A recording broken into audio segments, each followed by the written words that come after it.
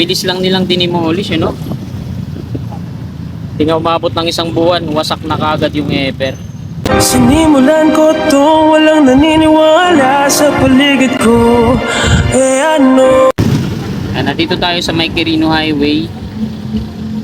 Pakanan, patungong Novaliches Bayan. Strong wind naman.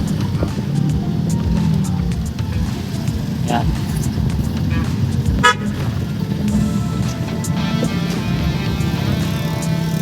Ito yung patungong Nova.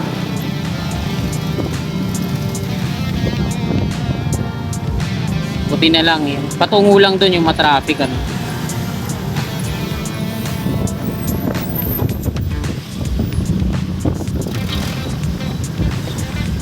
Dito tayo sa may gasolinahan sa baba.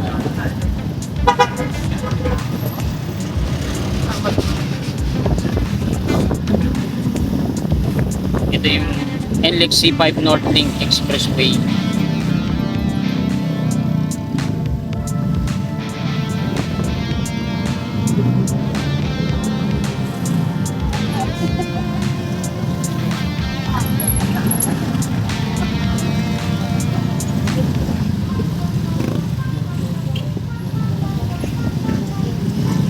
Yan.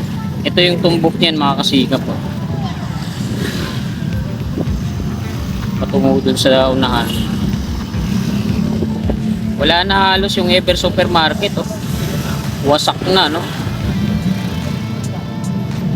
Yan, mula dito sa may kanto, patungo dun sa unahan. Yan yung Ever Supermarket, oh.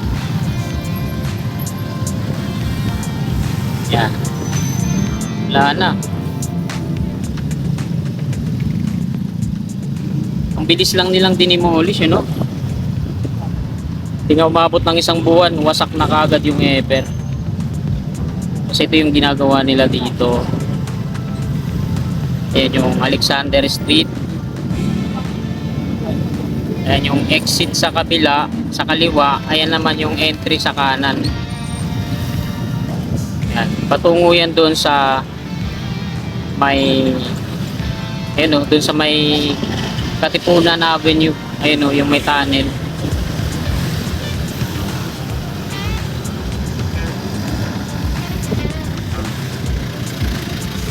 Ayun naman yung Mindanao Avenue, segment 8.1 dun sa dulo.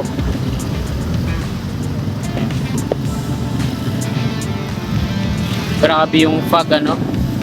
Maya uulan na naman ng malakas yan. Mindanao Avenue, dun tayo na shoot sa malaking manhole dun. Yung malaking butas dun sa highway na yun. Ito naman sa kanan yung East Valenzuela Depot subway.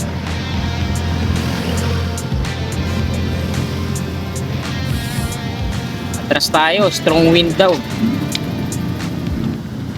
Grabe, pag hindi strong wind, naglo-lose yung connection.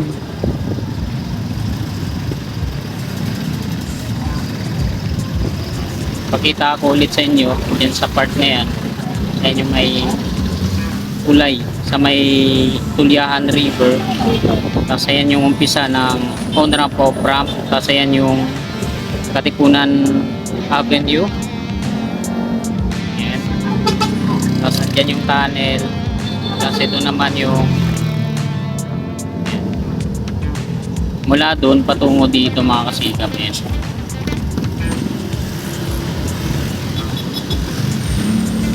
Ayan yung activity na ginagawa nila dyan. Alexander Street. Ito yung Ever Supermarket na na-demolish na. Lakas ng hangin, eh. So hindi tayo pupunta dun kasi ito nga, bukod sa naglulos yung connection ko, nawawala ng control sa remote.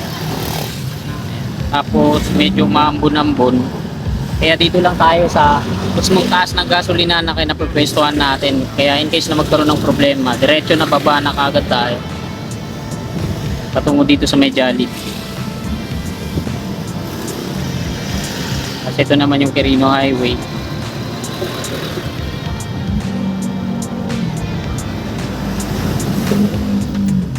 Kasi ito yung dulo niyan.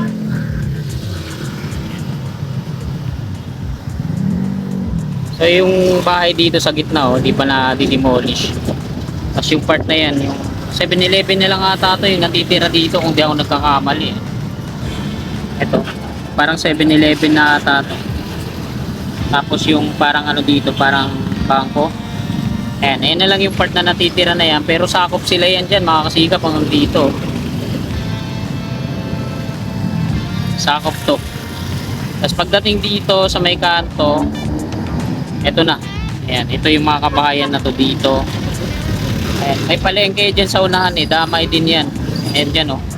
Sa may footbridge pababa. Parang kay Bagbag ata to dito kung di ako nagkakamali. Parang squatter din dito ano. Damay to dito. Tapos hanggang doon na yun sa may Commonwealth. Ang dami pa eh no. Mga demolish. Hanggang doon sa CP Garcia yung dulo niyan. Dami pa no. Dami mga mawawalan pa ng bahay. So dito sa part na to ata yung magiging entry at exit kung di ako nagkakamali dito sa may Quirino Highway. Ayan, ito sa kanan no. Ito yung entry diyan sa may ito, zoom natin. Magaling Nova, paakyat ng ano, dito yung magiging entry niyan. Exit naman sa kaliwa, ayan, dire-diretso yan yung ginagawa nilang pavement patungo dyan sa Alexander Street hanggang dun na yun sa on-ramp off-ramp, hanggang dun na yun. Tapos yung exit naman ganun din, pabalik lang sa kaliwa yun, dire-diretso patungo dito. Ayan, dyan din sa may mga kabahayan pa yung exit yan, ayan, diretso. So ayan lang mga kasikap, hanggang dito na lang itong video na to. Magandang hapon po, happy Friday po. Ayan. God bless.